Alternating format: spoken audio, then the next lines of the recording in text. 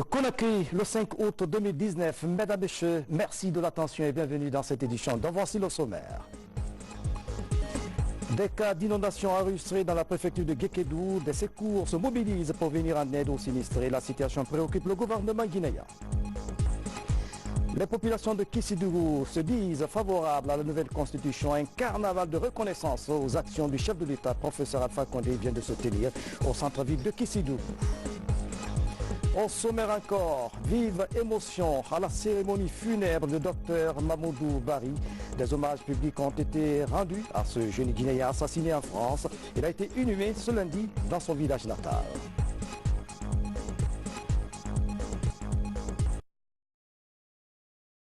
Mesdames et messieurs, bonsoir. Éducation. Les résultats du baccalauréat unique session 2019 ont été rendus publics ce lundi avec un taux d'admission de 24,38%. Le ministre de l'Éducation nationale apporte des précisions sur la rigueur appliquée dans la gestion des examens nationaux. Notre reporter Bernard Tonguino commente la déclaration du ministre Maurice Sangari. La dernière étape du processus d'évaluation certificative des élèves a rendu ce lundi 5 août 2019 son verdict. Ce sont 90 050 candidats qui ont passé le baccalauréat unique session 2019, dont 33 384 filles ont réussi à l'examen, 21 958, dont 6 849 filles, soit un taux de réussite global de 24,38% et 20,52% pour les filles. Ces 3 dernières années, les examens nationaux sont devenus un casting serré pour les meilleurs élèves. Le but est d'assurer un enseignement de qualité basé sur le mérite. Ne peuvent être admis que ceux qui répondent aux compétences visées en fin de cycle. Toutefois, ceux des candidats non admis n'ont rien à démériter et devront dès maintenant se remettre au travail car l'échec en soi n'est pas une fatalité. Pour le ministre de l'Éducation nationale, ces résultats traduisent les réalités du système éducatif guinéen actuel. Il invite les acteurs impliqués dans la qualification de l'enseignement à retrousser les manches. Je vous le disais en titre, à Guékédou, des nouvelles inondations ont été enregistrées le week-end dernier. Des habitations et des champs de culture ont été affectés au centre-ville, tout comme dans les localités. Les agents humanitaires sont sur le terrain pour évaluer les dégâts. La situation préoccupe le gouvernement guinéen. Momelamine Kamara, reportage. À perte de vue, ici au centre-ville de Guékédou, le débordement du fleuve Boya, causé par les pluies diluviennes, continue de faire des dégâts. Face à la pression de l'eau, ce pont en bois long de plus de 300 mètres qui sert de raccourci pour les habitants riverains a fini par céder. Ici, sur la route qui mène à Nongoa, à la place des taxis-motos, les pirogues assurent la traversée. Le week-end dernier, de fortes montées des eaux ont provoqué à nouveau des inondations dans plusieurs concessions. Les occupants de cette maison ont passé leur activité quotidienne les pieds dans l'eau. Des cultures de maïs, de riz et ce jardin potager en Nongoa sont complètement submergés. Elle contribue à la préparation, c'est-à-dire elle ravitaille les 2 écoles en légumes. Les feuilles de manioc, les patates autres. Nous déplorons le sort aujourd'hui. Ces femmes étaient venues pour récolter les légumes. Et malheureusement, il faut voir la quantité d'eau qui est là, vraiment, c'est très très énorme. Sur le terrain, l'équipe de la Croix-Rouge locale et les cadres préfectoraux poursuivent les opérations de recensement. À ce jour, plus de 4000 familles sinistrées sont enregistrées. C'est la perte de beaucoup de matériel, des champs de maïs, les champs de riz et les pocheries aussi. Il y a certaines qui sont perdues, même les bœufs, dans le village de Temessadou. Et pour le moment, on continue à recenser ce qu'on avait pu mettre la main au niveau de la recherche de la Croix-Rouge locale. À peine arrivés à Guékédou, les missions du ministère de l'administration du territoire, du programme alimentaire mondial PAM et d'autres ONG humanitaires sont à pied d'œuvre pour évaluer les dégâts dans la commune urbaine et les autres localités touchées. Nous avons constaté vraiment un dégât sérieux sur l'habitat, sur les cultures, sur l'élevage, sur la pêche, sur toutes les politiques sectorielles. Rien n'a été laissé. Même l'éducation, on a constaté qu'il y a certaines écoles qui à date sont inondées. Nous sommes à 2 mois de l'ouverture des classes. Nous sommes venus avec une assistance urgente pour parer au plus pressé. Heureusement, à date, il n'y a aucun cas de mort, aucun cas de blessé, aucun cas de malade lié à l'eau. De son côté, le programme alimentaire mondial entend accompagner les efforts du gouvernement. Le PAM et le Sénat travaillent en étroite collaboration en vue d'une intervention humanitaire prochaine de la part de l'institution onusienne. Partout dans les localités visitées, pour des raisons de santé, des consignes d'interdiction de consommation des eaux de pluie sont données par les autorités locales et les agents humanitaires. Sur financement du président de la République, professeur Alpha Condé, la grande mosquée centrale de Guékédou sera reconstruite. Le ministre du Budget, à la tête d'une importante délégation, a lancé les travaux de cette infrastructure qui aura une capacité d'accueil de plus de 5000 fidèles. Ça, à Marathon, le reportage. Vieille de 52 ans, la grande mosquée de la commune urbaine de Guékédou est aujourd'hui dans un état de vétusté poussé. Sur financement du président de la République, le professeur Alpha Condé, pour un montant de plus de 7 milliards 700 millions de francs guinéens, le ministre du Budget, à la tête d'une importante délégation gouvernementale et des fils ressortissants de la localité, lance les travaux de la reconstruction de cette mosquée. Ça signifie tout simplement que le président de la République, son Excellence le professeur Alpha Condé, continue ses efforts pour une Guinée rayonnante. Ça signifie qu'il n'a oublié aucun domaine de nos sociétés. Ça signifie qu'il poursuit ses efforts pour l'enracinement de l'islam en République de Guinée. En témoignent les différentes mosquées qui ont été construites par le professeur Alpha Condé. Et aujourd'hui, c'est le tour de la préfecture de Guékédou. Selon l'entreprise en charge des travaux, cette nouvelle mosquée sera bâtie sur une surface d'1,5 hectare. Elle va bénéficier de toutes les commodités d'une maison de prière. La mosquée centrale de Guékédou est composée de 4 bâtiments. Il y a la mosquée principale qui est en R+1, qui a une surface totale de 4175 mètres carrés, qui va recevoir 5220 fidèles. Et le deuxième bâtiment, c'est le logement de l'imam. Le troisième bâtiment, c'est l'abri ablution. Et le quatrième bâtiment, c'est les latrines de 10 cabines contiguës avec une morgue. Nous remercions Dieu et le professeur Alpha Condé pour ce don. On a attendu ça depuis très longtemps. Et cela s'est réalisé aujourd'hui. Nous remercions tous les membres du gouvernement et les acteurs qui interviennent dans la réalisation de cette maison de Dieu. Le lancement des travaux de la reconstruction de cette mosquée détermine une fois de plus l'attention du chef de l'État aux populations de Guékédou. La fin des travaux est attendue dans 12 mois, selon le délai contractuel. Des actions à encourager. La préfecture de Koya vient d'abriter la première réunion de coordination des interventions en santé de la région administrative de Kindia, un cadre de concertation pour faire l'état des lieux de la politique de santé communautaire au niveau des 4 communes de convergence. Il a été également question de planifier de nouvelles perspectives pour mieux qualifier les prestations de soins. Adia Toubari. Samaya, Bangouya, Daramanyaki et Sarekale sont des communes de convergence de la région administrative de Kindia. Dans ces localités, la politique du gouvernement a permis le transfert de 14 compétences, dont la santé communautaire. L'évaluation de la stratégie à mi-parcours faite par ces acteurs montre déjà des indicateurs de performance par endroit. Cependant, le recensement de la population pour connaître les différentes cibles et mieux planifier les interventions de santé n'est pas encore effectif. Une réalité due au non-respect des critères de recrutement des agents de santé et relais communautaires. On a remarqué que presque les 75% des recours n'étaient pas intellectuels. On ne pouvait pas lire et écrire correctement. Donc cela pose un problème. Pour ce qui concerne les ASC également, il y a des ASC qui occupent aussi, qui sont chefs de poste de santé, donc il y a double emploi. Ils ne peuvent pas abandonner le poste pour consacrer les 80% de leur temps à suivre leur écho sur le terrain. Ces réunions nous permettent de nous donner des idées et de connaître les problèmes qui sont vraiment des vrais problèmes de blocage pour la fréquentation de nos services de reproduction.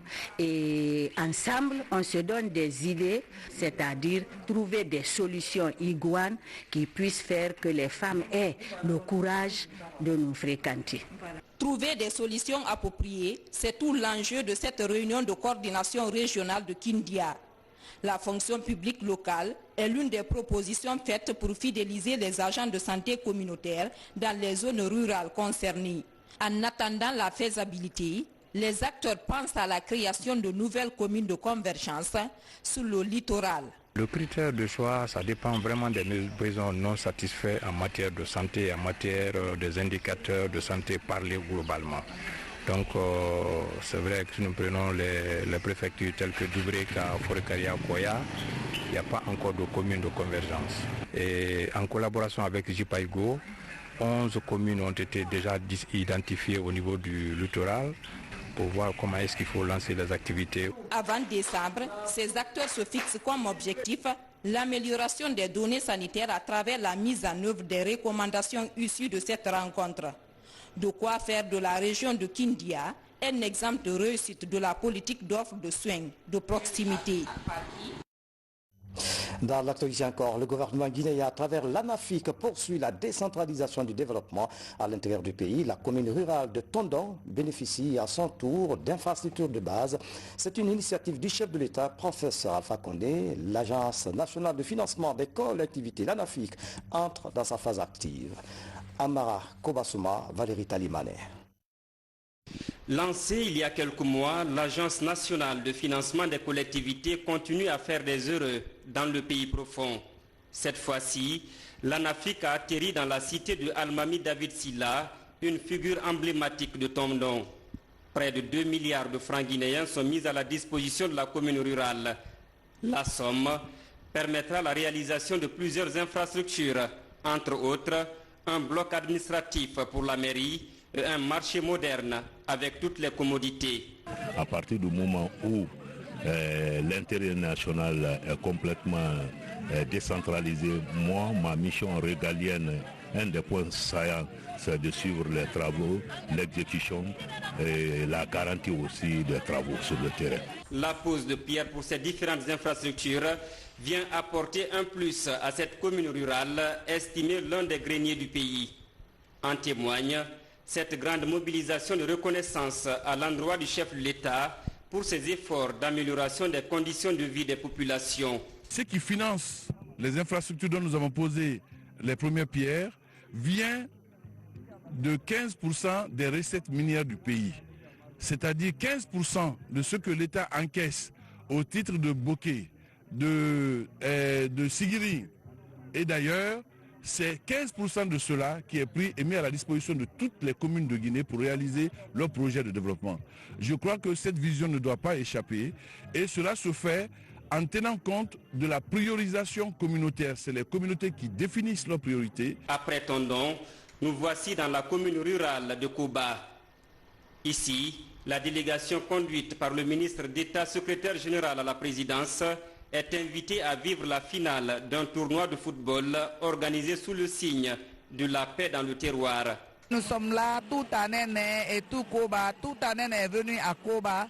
Pourquoi? Pour qu'ils soient unis, pour qu'ils rentrent ensemble, ils sortent ensemble, qu'on va aider le professeur Alpha Condé pour son action de développement à Tanéné et à Koba. Cette finale a opposé les formations de Koba Rari et Koba Basengue en rouge et blanc.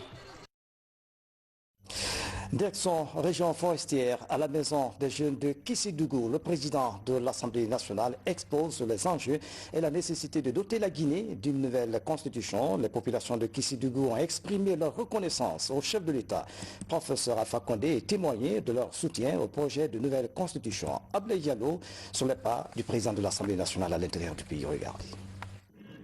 Tout a commencé par ce carnaval, parti de la grande mosquée de Kissidougou pour la maison des jeunes.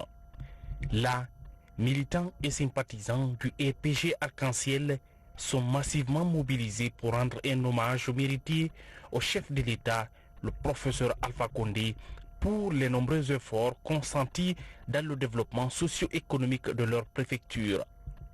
L'occasion pour le président du Parlement guinéen de développer aux citoyens les enjeux et la nécessité de doter la Guinée d'une nouvelle constitution.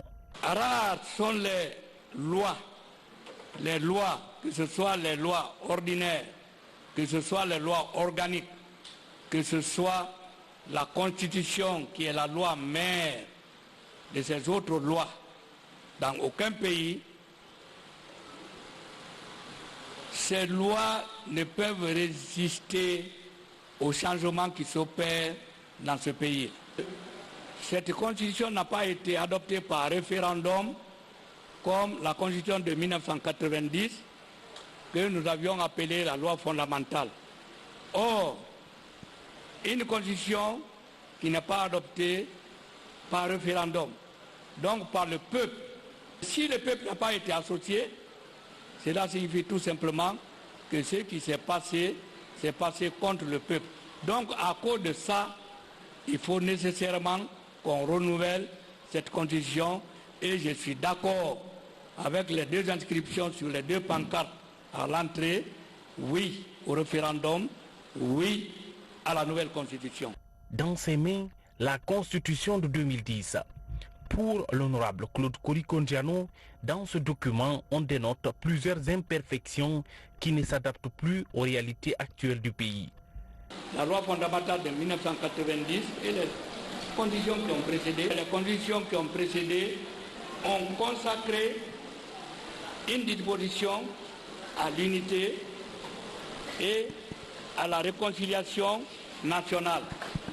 Cette constitution a enlevé cette disposition à un moment où la Guinée est en train de se battre à tout moment pour cette unité nationale. Il nous faut, dans la nouvelle constitution, garantir le droit à la santé et à la gratuité des soins de santé pour certaines catégories de la population. Il faudra prévoir et renforcer l'égalité des droits. Renforcer l'égalité des droits, mes chères épouses, mes chères sœurs, mes chères filles, entre vous et les hommes. Le président de l'Assemblée nationale invite tous les acteurs sociopolitiques autour de la table pour un débat d'idées et de partage d'expériences sur ce sujet. Et puis un communiqué de l'Assemblée nationale avant de poursuivre cette édition. Le président de l'Assemblée nationale porte à la connaissance des honorables députés, les membres du gouvernement, les membres des institutions républicaines, des partenaires techniques et financiers et du peuple de Guinée que conformément à l'article 69 de la Constitution, la session extraordinaire consacrée à la loi des finances rectificative sera ouverte le vendredi 9 août 2019 à 10h précises à l'hémicycle du Palais du Peuple à Conakry. À cet effet, la réunion du bureau et la conférence des présidents se tiendront le mardi 13 août 2019, respectivement à 10h dans la salle de réunion du président de l'Assemblée nationale et à 14h dans la salle des actes du Palais du Peuple. Le mercredi 14 août 2019, Monsieur le ministre du Budget présentera le projet de loi des finances rectificative 2019 devant les honorables députés. Sont conviés à cette cérémonie d'ouverture Monsieur le Premier ministre, chef du gouvernement, Mesdames et Messieurs les présidents des institutions constitutionnelles, Mesdames et Messieurs les membres du gouvernement, Mesdames et Messieurs les membres du corps diplomatique et consulaire accrédités en Guinée, Mesdames et Messieurs les représentants des institutions internationales, Monsieur le gouverneur de la Banque centrale de la République de Guinée, Monsieur le chef d'état-major général des armées, monsieur le gouverneur de la ville de Conakry, monsieur le chef d'état-major particulier, monsieur le haut commandant de la gendarmerie nationale, directeur de la justice militaire, monsieur le directeur généraux de la police et des douanes, monsieur les représentants des centrales syndicales, mesdames et messieurs les représentants du secteur privé et des organisations de la société civile et mesdames et messieurs les 5 maires de la ville de Conakry. Compte tenu de l'importance des textes inscrits à l'ordre du jour, la présence de tous les honorables députés est de rigueur. On se rend à présent à Tamita, dans la préfecture de Bofa. Là-bas, les responsables de la société minière Eurasian Ressources et les communautés se sont rencontrés pour renforcer la cohabitation et présenter le contenu du projet Eurasian. Les habitants apprécient la démarche de cette société minière. Younousa Tawel Kamara. Le site minier de Tamita dans la préfecture de Bofa. C'est ici que la société Eurasian Ressources compte exploiter la bauxite dans un bref délai. En prélude au lancement des travaux, les responsables de la société rencontrent les communautés et les autorités locales. Il s'agit de leur expliquer le contenu du projet qui pourra contribuer au développement socio-économique de la localité. L'objectif de la rencontre d'aujourd'hui, après une longue période de recherche dans notre permis, c'est pour informer la population locale du démarrage, du lancement des travaux. Nous voulons avoir une bonne collaboration avec la population. C'est important de soutenir la population locale et de notre côté, on verra tout pour appuyer la population locale. La bonne cohabitation entre les communautés et la société Eurasian Ressources, l'emploi de la main-d'œuvre locale et la construction des infrastructures de développement sont entre autres sujets débattus au cours de cette rencontre. Toutes choses qui rassurent les populations et autorités locales de Soumbuyadi. Je remercie la vision du président de la République, Alpha Condé, qui nous a octroyé au moins 5 sociétés presque dans notre commune, dont Eurasia. Je suis beaucoup impliqué dans l'emploi jeune parce que ça a un impact positif vis-à-vis des familles. Quand surtout les jeunes travaillent avec les sociétés. Les travaux devront démarrer dans les prochains jours. Après la rencontre d'échange, les responsables de cette société minière et certaines autorités préfectorales de Bofa se sont rendus sur le site de Tamita pour constater les mesures déjà envisagées.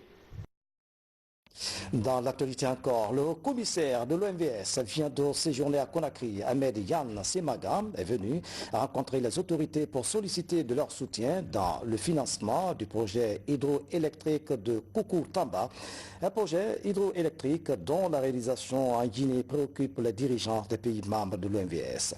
Navi Kamara signe le reportage.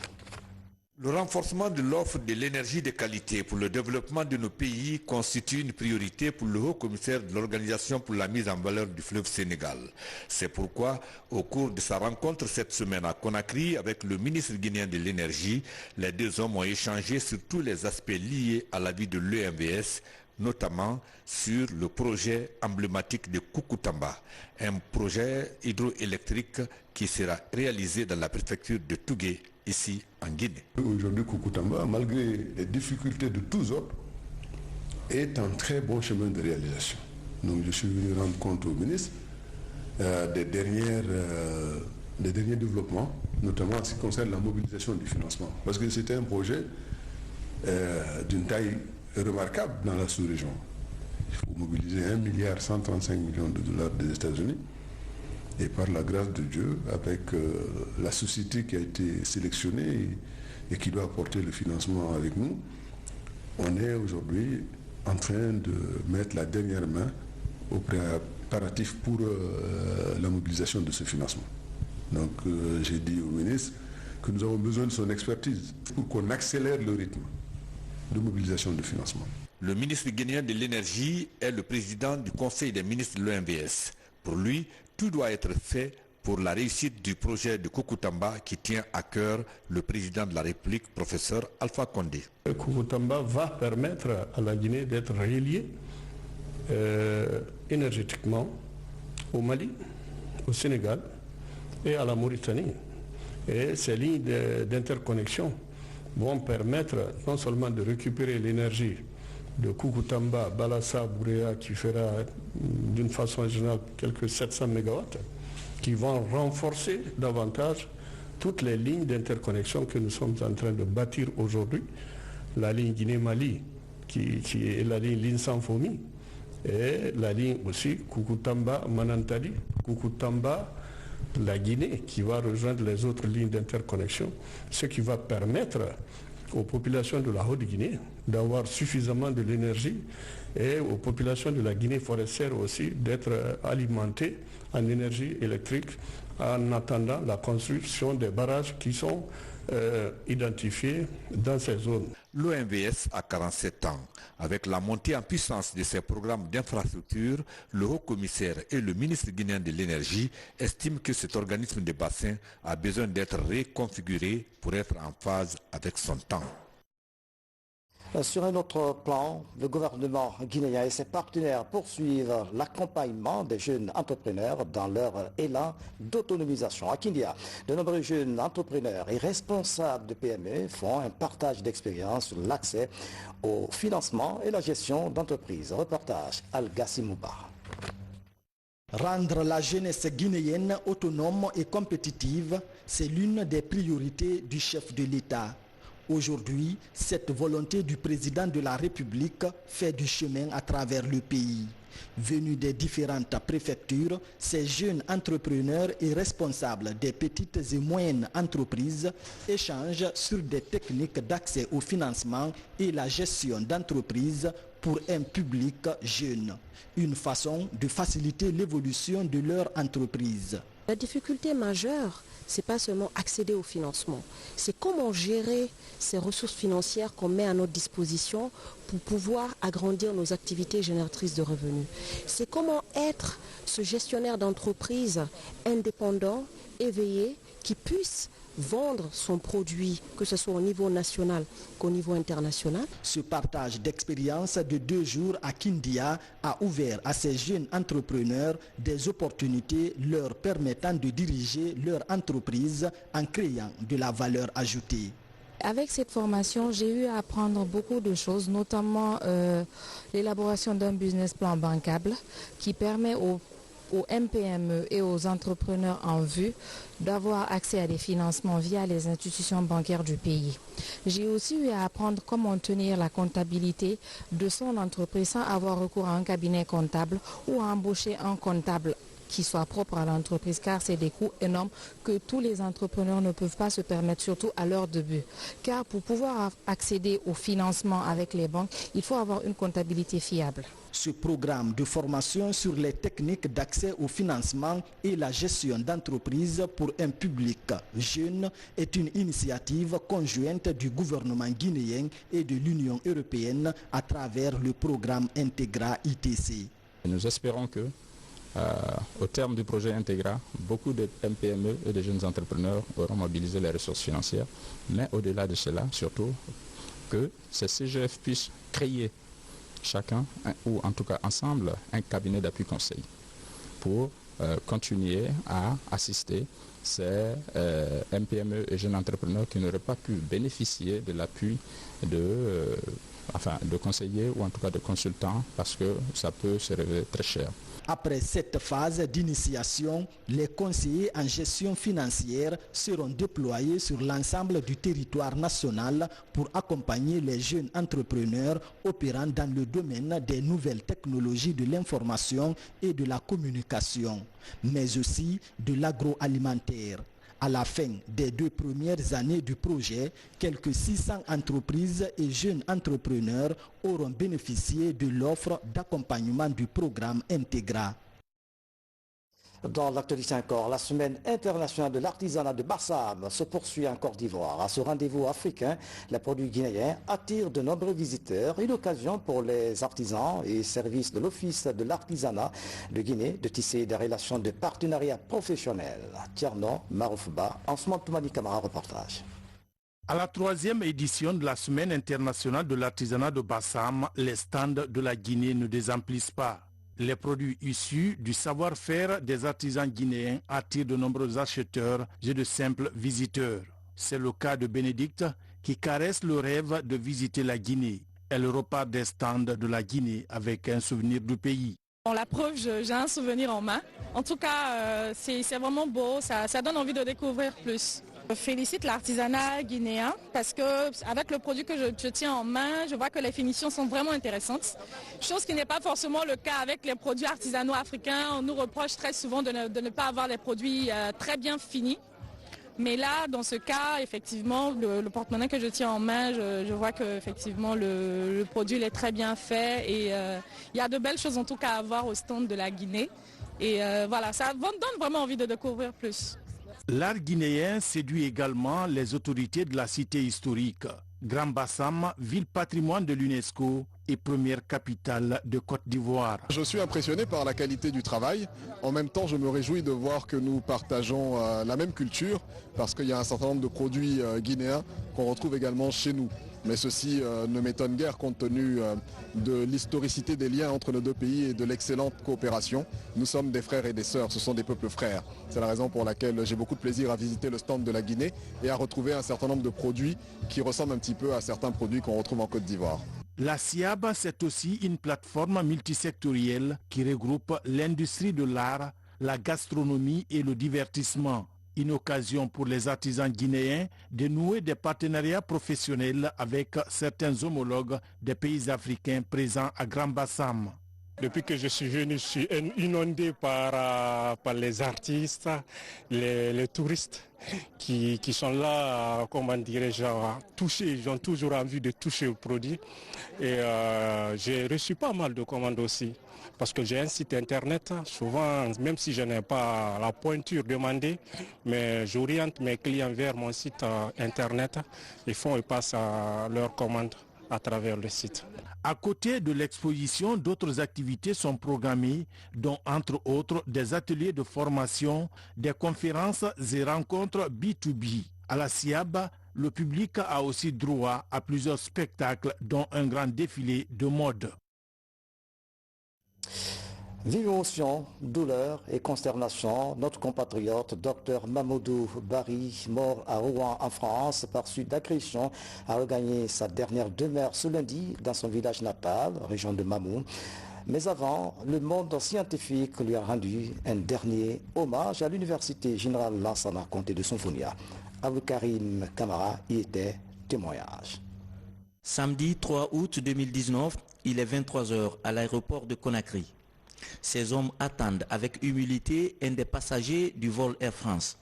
Ce passager, c'est Dr Mamoudou Bari, qui malheureusement refuse de leur serrer la main, couché dans ce cercueil.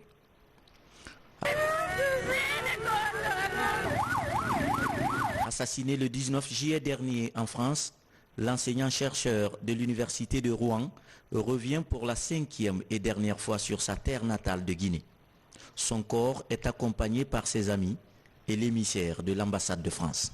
Dans ces circonstances douloureuses, je viens présenter, au nom de l'ambassadeur Grosgurin, actuellement en France, qui représente la France, nos condoléances les plus profondes et sincères.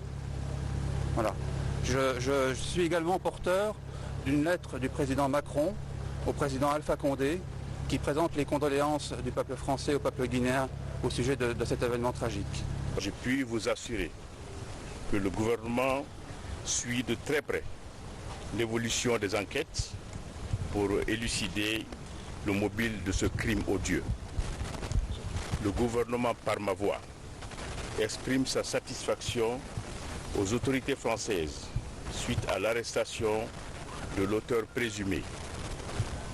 Nous espérons et nous sommes convaincus que justice sera rendue, car les crimes racistes ne peuvent être tolérés.